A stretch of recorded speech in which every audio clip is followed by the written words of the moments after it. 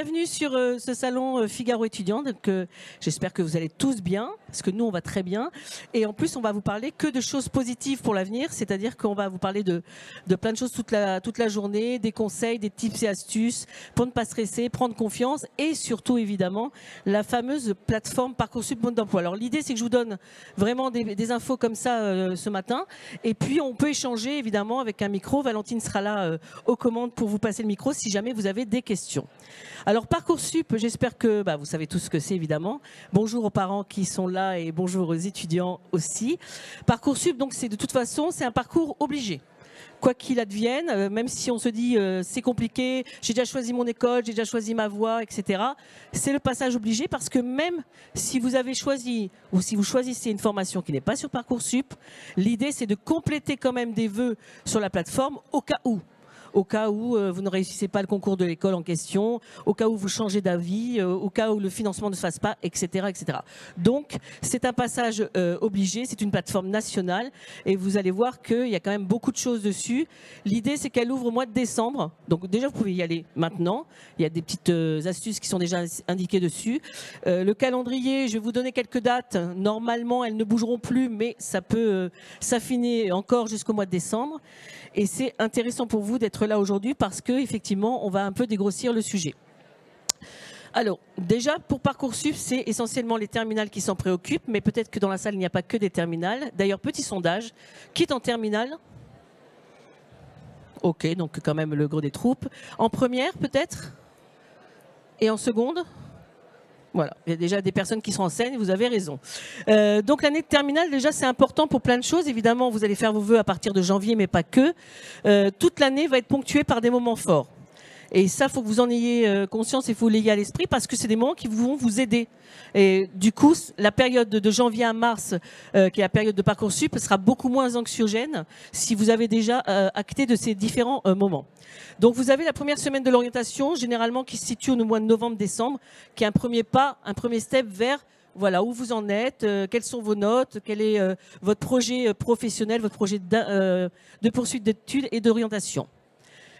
Vous avez le premier conseil de classe aussi au mois de novembre qui est extrêmement important puisque c'est là où les professeurs vont commencer à avoir des réactions, j'allais dire, par rapport à vos notes, vos comportements, votre participation en classe pour vous aiguiller et pour vous dire à un moment donné, il va falloir peut-être se réveiller ou alors vous continuez comme ça, c'est très bien. Donc ça, c'est important d'avoir cette action-là en tête parce que ça a aussi l'impact sur la fiche dialogue qui est le lien, j'allais dire, d'entretien entre vous, Parcoursup, et les professeurs principaux. Et puis la deuxième semaine de l'orientation, elle a lieu fin janvier. Donc vous serez déjà dans l'action de réfléchir sur votre poursuite d'études pour affiner ce projet pro et avoir avec vos professeurs, leur demander des conseils. Évidemment que votre entourage, vos parents, vos frères et sœurs, vos amis vont peut-être essayer de vous aider également, mais pas que. Aujourd'hui en terminale, il y a au moins un, voire deux professeurs qui sont affiliés à Parcoursup, qui sont à même de vous orienter et de vous aider là-dessus.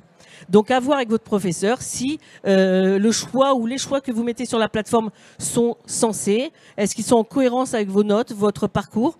Alors évidemment, si vous êtes complètement à l'opposé de ce que le prof dit, ça peut être un peu compliqué dans votre tête, mais si vous avez envie de tenter une approche sur Parcoursup, il y a quand même pas mal de vœux à faire, on y reviendra, il y en a 10, n'hésitez pas d'autocensure, on reviendra aussi là-dessus. Évidemment, il faut être réaliste. Si vous avez une moyenne de 5 sur 20, je ne sais pas, peut-être en maths ou en SVT, bon, ça va être un peu compliqué pour les filières scientifiques, quoique on y reviendra aussi. Voilà, tous ces tips et astuces, il faudra regarder et vous entretenir régulièrement avec ces profs-là parce qu'ils sont habilités à vous conseiller, pas qu'un peu, sur la plateforme Parcoursup. Alors, habituez-vous très vite à naviguer sur la plateforme, c'est-à-dire que dès qu'elle est ouverte, au mois de décembre, un peu avant Noël, même carrément mi-décembre, vous allez pouvoir naviguer dessus et voir ce qu'il y a. Il y a plus de 20 000 formations. Alors ça tourne la tête, hein, je suis d'accord avec vous. Quand on l'ouvre, il y a beaucoup d'informations, on se dit, oh là, j'y arriverai jamais. Mais si on y arrive. En fait, il y a beaucoup d'informations, mais qui sont à trier. Un peu comme dans un tableau Excel, quand vous allez taper licence de lettres en Ile-de-France, la filière passe à Clermont-Ferrand, telle ou telle école, vous allez avoir les informations qui vont tout de suite défiler. Mais pas que ça. Sur la plateforme Parcoursup, c'est vraiment la caverne d'Alibaba parce que vous allez avoir tout un tas d'informations peut-être que vous ne connaissez pas déjà. Renseignements sur les élèves boursiers, puisqu'il y en a quand même pas mal d'entre vous qui demandent des bourses chaque année, et puis des nouveaux. Statistiques de réussite, ça c'est intéressant d'avoir ce chiffre-là, parce qu'en fait, quand vous allez faire le choix d'une filière sur Parcoursup, vous allez avoir des statistiques de réussite. Tel bac a opté pour cette filière, voici le taux de réussite. Évidemment, ça ne doit pas vous effrayer. Mais il y a des stats qui existent nationales. Par exemple, un bac pro a beaucoup moins de chances de réussir à l'université qu'un bac général. Ça, c'est un fait, c'est national. Combien même vous seriez sorti d'un bac pro et vous auriez envie de candidater dans une université, allez-y. Il n'y a pas d'interdiction formelle. C'est juste un conseil, puisque vous avez des vœux à faire, pour opter au mieux son avenir. Il y a aussi des chiffres de toute nature par rapport aux quotas aussi qui sont édictés selon certaines filières. Le projet de formation motivé, c'est-à-dire la lettre de formation, on y reviendra, et la lettre de motivation. Et puis, le calendrier des étapes. Cette année, vous allez voir, il y a des étapes à respecter qui sont relativement courtes pour faire des choix, pour permettre aux listes d'attente de pouvoir bouger. Donc ça, c'est très important. On y reviendra aussi. Et puis, sur cette plateforme, il y a quelque chose généralement que vous avez du mal peut-être à regarder. On passe vite parce qu'il y a beaucoup d'informations. Mais il y a des choses très importantes. Évidemment, la description de la formation en question. Mais une chose qui s'appelle les attendus. Les attendus. Qu'est-ce qu'on attend de vous pour rentrer dans telle ou telle filière? C'est extrêmement important. Je vous donne un exemple concret. Quelqu'un qui veut aller en STAPS, la filière sport. Filière sport avec des guillemets. Puisque la première année en STAPS, c'est 80% de sciences et 20% de sport. Et ensuite, les chiffres s'inversent. Mais en fait, il faut avoir déjà à l'idée, en tête cette idée-là, parce qu'il ne faut pas se tromper non plus. Même chose si vous voulez aller en droit. On a coutume de dire, fais du droit, ça mène à tout, même si tu ne sais pas ce que tu veux faire. Enfin, quand même, il faut quand même aller voir ce que sont les matières du droit. Est-ce que le droit public, le droit privé, ça vous parle? Qu'est-ce qu'on y fait? Est-ce que vous aimez l'économie, la macro, la micro, etc. Donc ça, c'est très important. Et du coup, les attendus vont vous aider à voir si ces formations sont faites pour vous. Qu'est-ce qu'on attend de vous pour que vous réussissiez dans ces filières? Donc, connaissances et compétences nécessaires pour réussir. Mon exemple de STAPS tout à l'heure est très important puisque sur les 4 attendus, si vous voyez que vous n'en cochez qu'un ou deux, faut et peut-être développer votre projet. Donc ça, c'est très important. Vous allez avoir aussi les critères d'examen des vœux. Que regardent vraiment les établissements à travers vos dossiers? Ça, c'est très important aussi. À savoir, on vous donne des exemples de ce qu'attendent les établissements sur un dossier scolaire, tel que le vôtre. Ça, vous allez voir des exemples concrets qui vont vous donner des informations. Et puis, vous allez avoir d'autres informations très pratiques, pratico-pratiques, les dates des journées portes ouvertes. Si votre établissement que vous briguez sur Parcoursup a une journée porte ouverte le samedi prochain, un soir dans la semaine, etc., évidemment, allez-y. Parce que je vous rappelle que pendant les 3 mois de Parcoursup, l'idée c'est que vous alliez aussi concrétiser la chose et aller voir les établissements en journée portes ouvertes pour voir si vraiment le vœu que vous avez mis vous correspond. Alors, vous n'êtes pas obligé évidemment, mais c'est quand même mieux de voir en vrai ce sur quoi on voudrait travailler. Parfois on a un coup de cœur sur un lieu, un coup de cœur sur des gens qui nous accueillent, un coup de cœur sur la formation ou pas. Est-ce qu'on se voit sur un campus avec 15 000 autres étudiants? Est-ce qu'on se voit dans telle ou telle école avec juste des promos de vin comme au lycée? Est-ce on se voit en BTS, etc., etc. Donc ça, c'est important. Les contacts pour échanger. Sur Parcoursup, vous allez avoir des noms avec des adresses mail, des téléphones. N'hésitez pas à vous en servir. C'est pour vous permettre de contacter les personnes de ces établissements. Et puis enfin, vous allez avoir, chose précieuse également, des conseils ou des suggestions pour la formation que vous aurez choisie.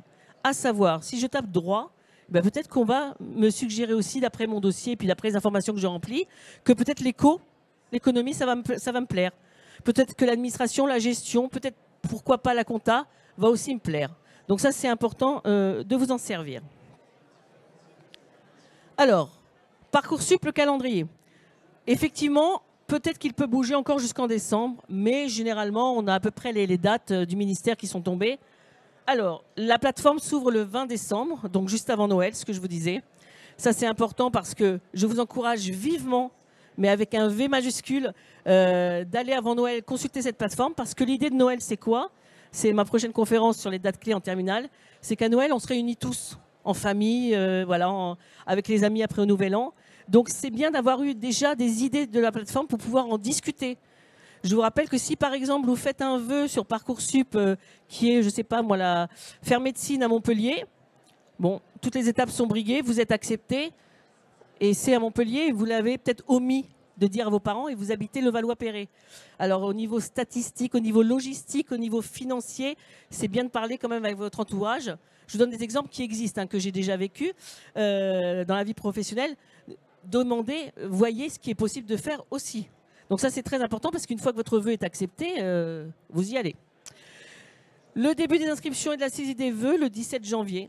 Donc à partir du 17 janvier, vous pouvez saisir vos vœux. Donc 10 vœux, 20 sous-vœux.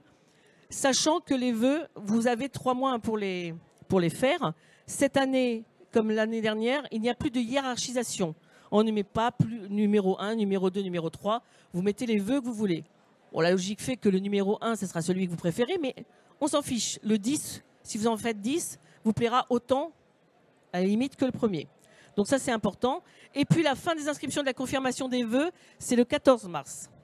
Donc ça veut dire que le 14 mars, à minuit, la plateforme ferme.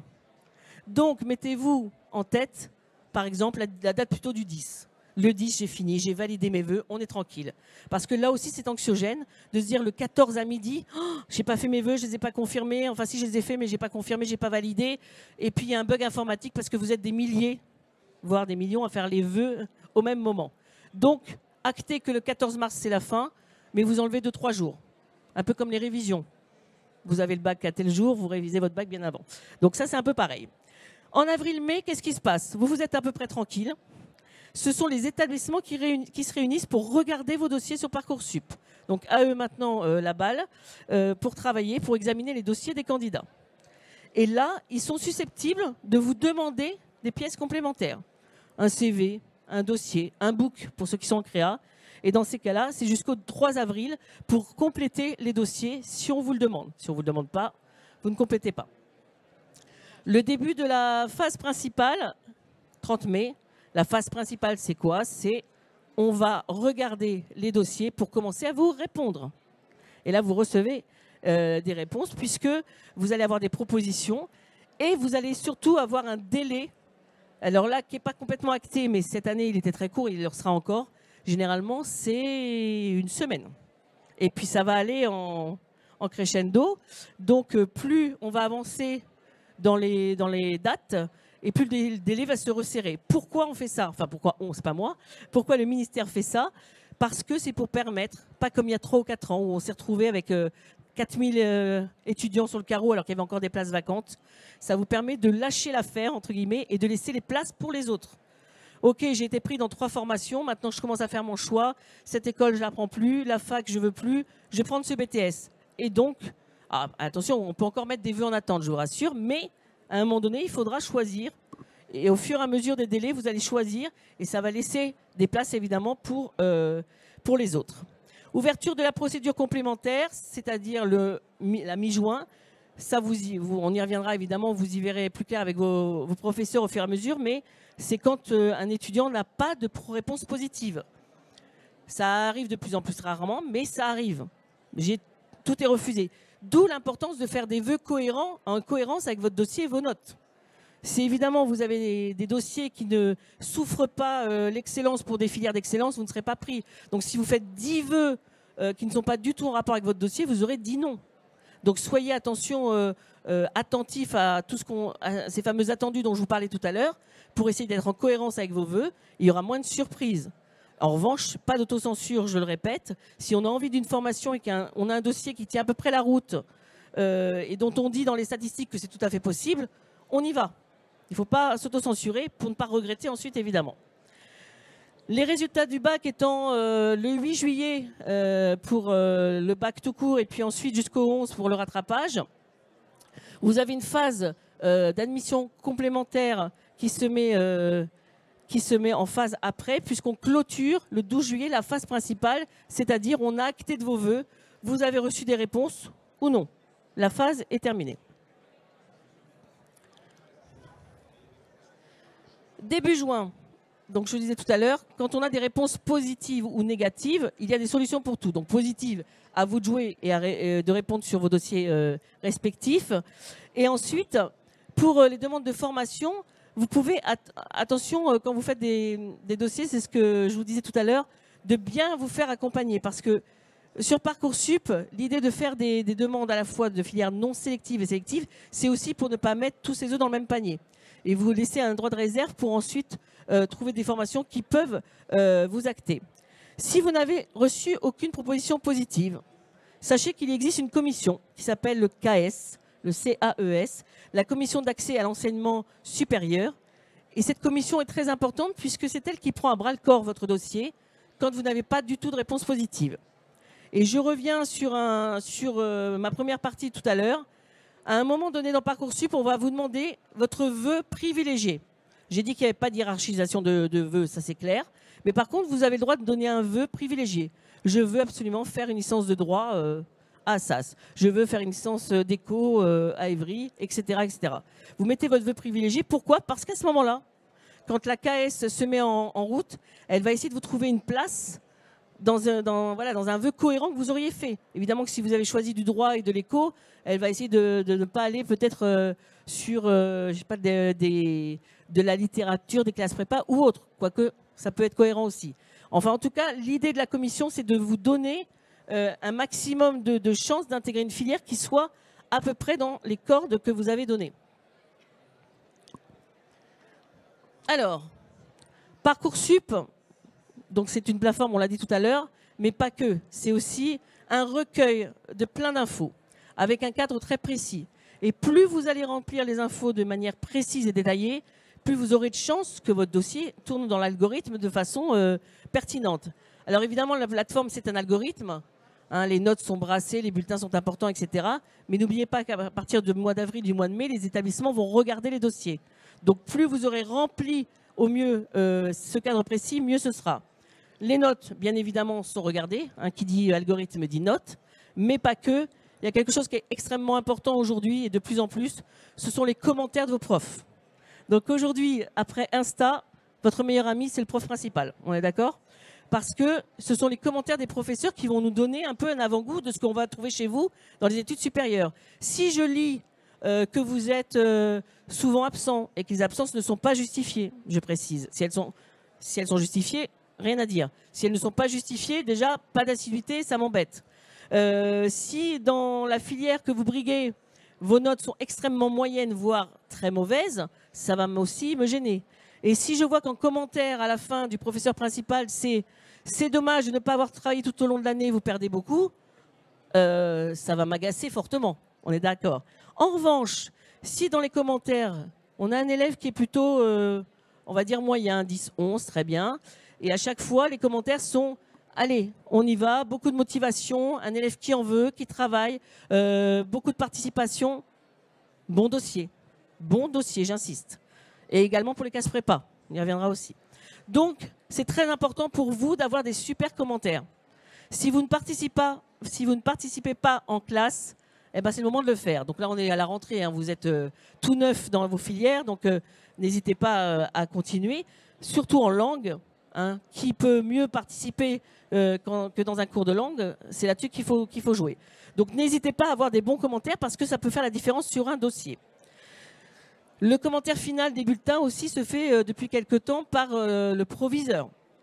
Le proviseur de lycée, on est d'accord, ne vous connaît pas. Quand il y a 1000 élèves dans un lycée, il ne vous connaît pas. Donc il va copier le commentaire du prof principal. D'où l'idée d'être son meilleur ami après Instagram aujourd'hui. Ensuite, pour bien remplir son adresse mail, son dossier, pardon, avoir une bonne adresse mail. Alors vous allez me dire, oui, bon, c'est un détail. Pas tant que ça. Je vous explique tout de suite pourquoi. Parce que sur Parcoursup, vous pouvez aussi faire des vœux pour de l'alternance. Il y en a beaucoup, hein, après le bac, qui veulent faire tout de suite de l'alternance. L'alternance, ça veut dire quoi? Ça veut dire que les entreprises vont regarder votre dossier. Ça veut dire aussi que l'entreprise va vous appeler au téléphone et va vous répondre par mail ou vous envoyer un mail suite à votre candidature. Donc les boîtes mail un peu loufoques du genre choupinette.com, on oublie à partir de maintenant, puisque vous rentrez dans les études supérieures, quoique choupinette.com c'est sympa aussi, mais Pour les entreprises, peut-être moins. Donc voilà, on rentre dans un step beaucoup plus professionnel aujourd'hui. Et attention aussi avec vos messageries sur les portables, puisque là encore, les entreprises sont susceptibles de vous appeler pour vous confirmer ou infirmer une alternance. Donc ça, c'est extrêmement important. Votre INE, vous en aurez besoin. Là aussi, petit détail qui a son importance. Dans le feu de l'action, si jamais vous êtes retardataire pour remplir votre dossier, vous allez dire oh, mon INE, je ne sais pas où il est, c'est la panique, on est dimanche. Pas de panique. L'INE, c'est le même depuis toujours. Il est sur tous vos bulletins. C'est le même. Il ne change pas. C'est comme le passeport et la carte d'identité, c'est toujours le même, quasiment. Donc l'INE, c'est votre numéro, votre identifiant national d'élève. Donc vous l'avez sur tous vos bulletins et vos diplômes. Donc ça, c'est facile à trouver. Vous demandez à vos parents, généralement, ils aiment bien garder les bulletins. Ensuite, étape de vérification. Ça, c'est un step extrêmement important. Quand on fait des vœux sur Parcoursup, vous l'aurez compris, il faut extrêmement bien remplir son dossier. C'est déjà une étape qui va donner du grain à moudre pour l'algorithme et les établissements qui vont commencer à regarder vos dossiers. Et surtout, plus on vous demande d'infos et plus ce sera du point positif pour vous. À savoir, on va vous demander votre état civil, vos coordonnées. Évidemment, essayez de ne pas vous tromper. Je vous jure, il y en a qui se trompent parfois, sur des orthographes, sur des noms de rues, des avenues. Il faut qu'on vous retrouve facilement. Donc, vérifiez tout ça, les coordonnées, le téléphone avec tous les chiffres que ça demande. Mais pas que. On vous demandera aussi d'autres éléments complémentaires qui sont en fait finalement votre CV. Tous les éléments que j'ai mis là dans cette slide, activité, centre d'intérêt, l'aide de motivation, on va y revenir, mais tout ce qui est centre d'intérêt par exemple, c'est ce que vous avez mis dans votre CV. Alors normalement, votre CV est mis à jour depuis belle lurette et vous le réactualisez chaque année. Il est au moins à jour depuis la 3e puisque vous avez tous à peu près suivi un stage. Qui a un CV actualisé, juste pour un sondage? Il n'y a rien à gagner, rien à perdre. Ouais, pas tant que ça. Les parents, vous ne levez pas la main, évidemment. Ouais. Donc voilà, la deuxième chose à faire après ce salon, et après Netflix ou avant Netflix, mais en tout cas, vous réactualisez votre CV. C'est super important. Pourquoi? Parce que ça va vous aider à remplir Parcoursup. C'est aussi bête que ça. Le CV, c'est la colonne vertébrale de votre vie de lycéen et lycéenne. Qu'est-ce que vous faites? Où vous en êtes? Donc la formation, les langues, les compétences informatiques. Est-ce que vous connaissez des logiciels de montage? Est-ce que vous connaissez des logiciels informatiques tout court? Et qu'est-ce que vous faites de votre vie à côté de vos études? Est-ce que vous chantez dans un groupe? Est-ce que vous êtes chef de chorale, chef d'orchestre? Est-ce que vous faites du sport depuis combien de temps? Tout ça est extrêmement important. Et je vais vous dire même, le centre d'intérêt sur un CV, c'est ce qu'on lit aujourd'hui en premier. Donc c'est d'autant plus important de remplir ça sur Parcoursup parce que ça va donner une idée de la personnalité que vous êtes. Parce que je vous rappelle que rentrer dans les études supérieures, c'est un peu comme dans un premier job ou un job d'été, etc. On voit la formation, on voit très bien ce que vous faites, mais on ne vous connaît pas et on a envie un peu de vous connaître. Donc tout est bon à mettre. La passion, les passions que vous avez, le sport, la musique, les voyages, tout ça fait que ça nous donne des informations et il ne faut vraiment pas négliger. Au fur et à mesure de la procédure, vous allez voir, on va vous demander aussi le projet de formation motivé, qui est la lettre de motivation. La lettre de motivation, très importante aussi, mais pas compliquée à faire, parce qu'à chaque fois, on me dit mais c'est compliqué, on ne sait jamais quoi écrire, en plus, il faut la personnaliser, etc. En fait, la lettre de motivation, c'est un argument qu'on sort du CV, qui a donc été très bien fait, réactualisé, et qu'on va développer sur un paragraphe. C'est ça, la lettre de motivation. Donc, c'est extrêmement, j'allais dire, bon, pas extrêmement, j'exagère. C'est relativement simple à faire à partir du moment où le CV est réalisé et bien correctement. On vous demandera donc le vœu préféré qui va vous permettre d'avoir cette commission ensuite qui vous suivra si besoin. On va vous demander également si vous avez envie de faire une césure après le bac. Il y a aujourd'hui des étudiants qui veulent partir à l'étranger un an, des gens qui n'ont pas forcément envie de choisir ou qui ne veulent pas choisir, qui ne peuvent pas choisir, qui vont prendre une année pour travailler, pour réfléchir à leur projet. Donc là, il y a une case à remplir dans Parcoursup qui est la demande de césure. Et puis, il y a aussi les demandes de bourse, évidemment, comme je vous le disais. Un tips important aussi pour remplir cette plateforme au mieux, c'est de se poser des questions tout de suite sur votre projet pro. Alors évidemment, vous allez me dire, franchement, 17, 18, 19 ans, voire 16 ans parfois au bac, je ne sais absolument pas ce que je veux faire. Je sais à peu près dans quelle voie je ne veux pas aller, mais je ne sais pas du tout ce que je veux faire. On l'entend, il n'y a aucun souci là-dessus. Juste commencer à faire un exercice du type, voilà, est-ce que l'année prochaine, j'ai envie de refaire un peu des études comme là, je suis au lycée? Est-ce que c'est des études générales? Auquel cas, si j'ai envie de retrouver l'ensemble des matières, peut-être que la classe prépa, ça va me convenir parce que c'est aussi l'ensemble des matières, bien qu'il y ait toujours un fil conducteur, sciences, lettres, etc. Mais ça peut être ça. Est-ce que j'ai envie d'avoir un super cadre? Auquel cas, on va peut-être prendre un BTS qui va être à peu près celui du lycée. Ou alors un IUT qui est aussi relativement cadré, mais avec plus de liberté, entre guillemets, évidemment. Ou est-ce que j'ai envie de changer complètement tout? Je veux aller à l'université, je veux être, entre guillemets, libre de mes faits et gestes, mais pas si libre que ça, c'est quand même beaucoup de travail. Voilà, quel cadre, vers quel domaine vous voulez aller? Est-ce que je veux partir à l'étranger à un moment donné? Ici, oui, quelle année? Est-ce que je peux regarder ça? Et surtout, quelle matière je ne veux plus voir? Si j'exècre les maths, je les ai encore gardées en terminale, bon, je ne veux plus en faire, qu'est-ce que je vais choisir? Est-ce que j'ai une idée de métier? Est-ce qu'il y a quelque chose qui me porte vers le haut? Discutez avec votre entourage, que font vos parents?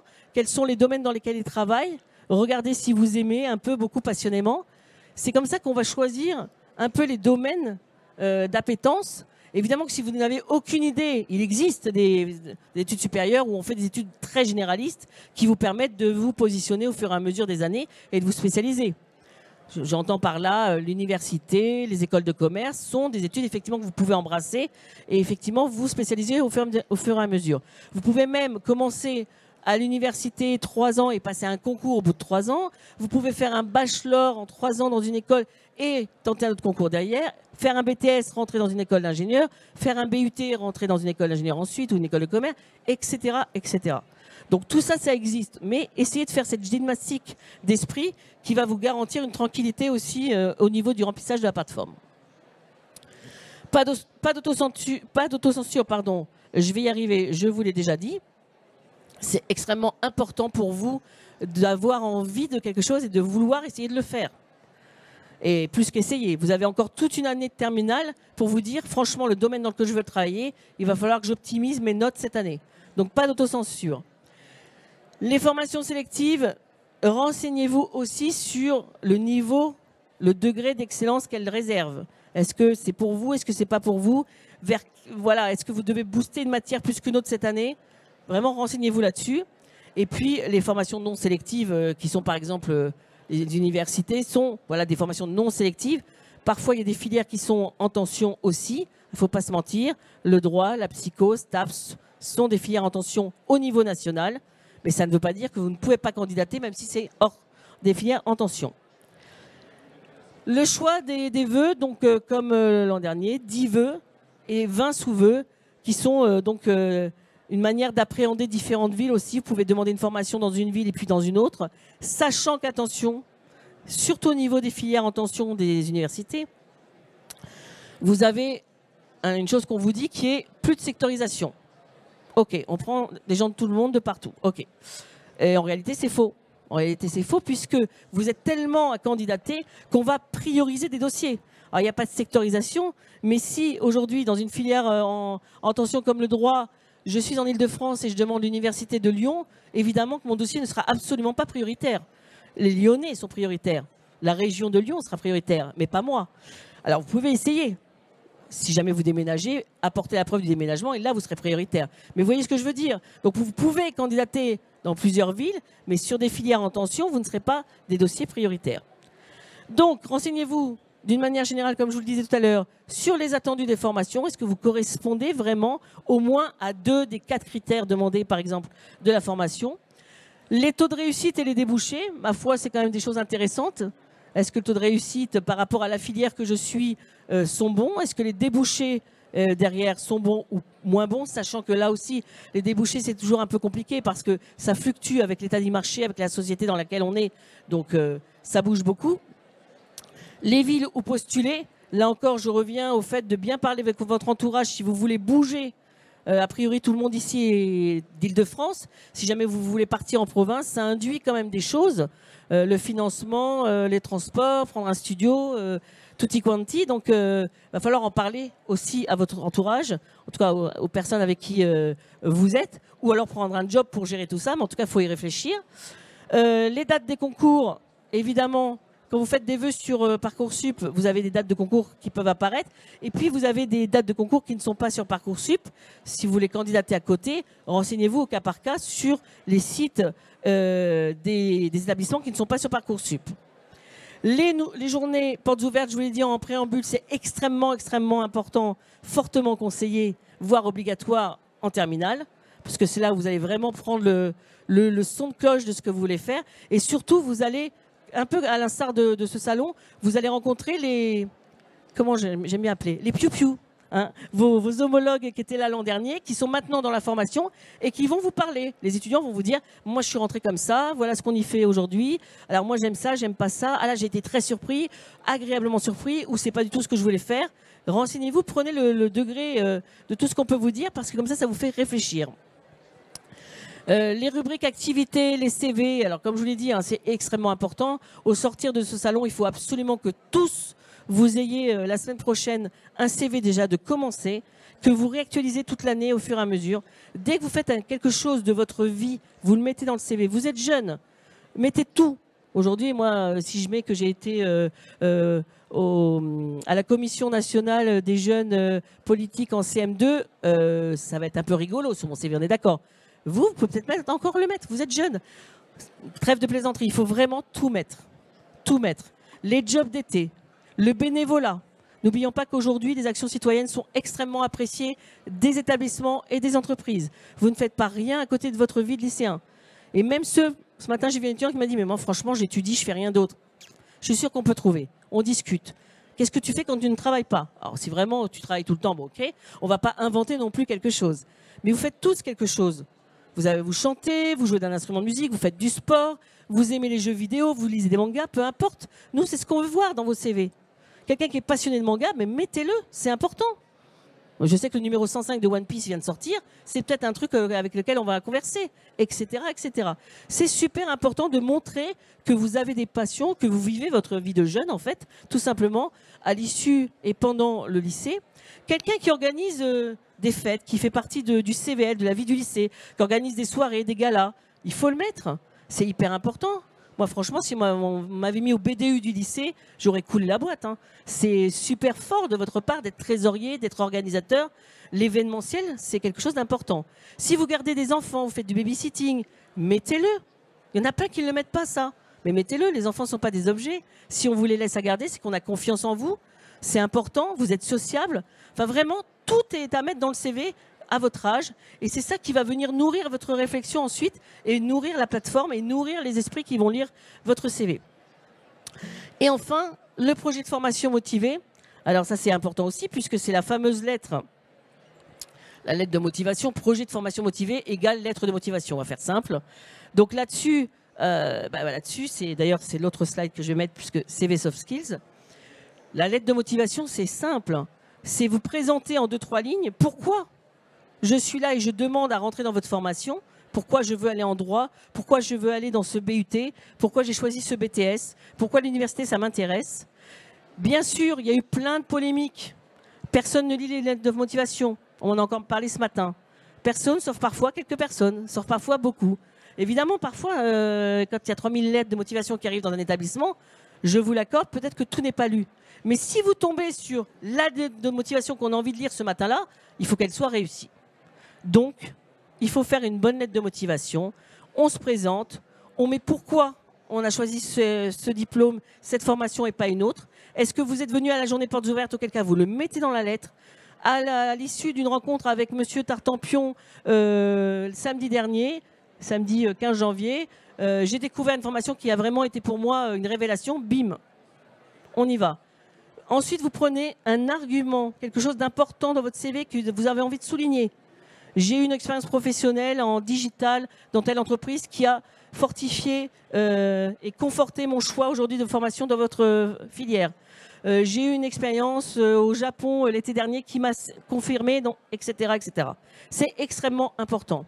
Tout est lié, mais pas très difficile à faire à partir du moment, je le répète, où votre CV, il est très bien fait. Et votre CV, pour savoir s'il est très bien fait, bien sûr, vous le faites lire à votre prof principal, ça peut être l'idée, mais surtout, alors vous le faites lire aux parents, bien sûr, mais les parents, alors il y a deux sortes de parents, il y a les parents qui vont dire non, non, c'est nul, tu refais tout, et puis le parent qui va dire mais c'est bien mon petit chou, il est génial. Mais ça, est-ce qu'on est objectif? Non. Donc vous le faites lire à vos amis. des amis qui n'ont pas du tout les mêmes idées que vous en matière de projet pro. Quelqu'un qui veut faire médecine, je lui file mon CV, je vais aller en droit. Quelqu'un qui veut faire un BTS aménagement paysager, tiens, je te file mon CV, moi je veux faire infirmière, etc., etc. Est-ce que vos amis vont comprendre ce que vous avez mis sur le CV? À partir du moment où on se pose une seule question sur le CV, c'est qu'il n'est pas bien fait. Ça doit être clair comme de l'eau de roche. Les contacts, les noms, la mobilité géographique, c'est-à-dire les voyages que j'ai faits, les expériences pro. Je vous rappelle que toutes les expériences professionnelles à votre âge sont à mettre. Les vendanges en Bourgogne, les vendanges dans le Beaujolais, la cueillette des cerises en Bourgogne, tout est à mettre. Le babysitting, toutes les expériences, même non rémunérées, sont des expériences professionnelles. Et évidemment, votre CV doit comporter les fameux soft skills dont je vous parlais tout à l'heure, qui sont les centres d'intérêt, ce qui fait votre personnalité, ce qui vraiment fait de vous un candidat qui va être cohérent et agréable à prendre dans nos différentes formations. Donc ça, c'est extrêmement important. Puis on finit par la formule, évidemment. Alors vous n'êtes pas obligé à chaque fois de mettre veuillez agréer mes sincères salutations. Vous pouvez mettre un très cordialement, ça marche très bien. Et évidemment, cette lettre de motivation, ce projet de formation motivé, il est personnalisé. C'est pas monsieur, madame. C'est pas monsieur, c'est pas madame, c'est madame Durand. Alors quand vraiment vous n'avez aucun nom, vous avez beau chercher, vous n'avez rien eu. Bon, mais c'était monsieur, madame. Mais si en cherchant, ou si vous avez rencontré quelqu'un qui fait que vous savez que c'est cette personne, ou en tout cas son service, qui va lire les lettres, vous mettez un nom. C'est mieux de voir que vous vous êtes renseigné. C'est comme une recherche d'alternance, c'est la même chose. Et effectivement, ne faites pas des copier-coller, parce que vous savez, c'est un monde... il y a 20 000 formations, mais c'est quand même un monde petit, on se connaît tous. Donc parfois, les lettres peuvent circuler, et les copier-coller, on les voit. Surtout quand il y a bonjour monsieur, puis à la fin, veuillez agréer madame. Moyen. Donc attention à ça. Et puis, pas de copier-coller d'Internet, parce que là, c'est rédhibitoire. On a tous des logiciels pour trouver la fameuse lettre qui a été copiée. Donc ça, c'est très mauvais. Donc voilà un peu les tips que je voulais vous donner aujourd'hui sur ce Parcoursup mode d'emploi.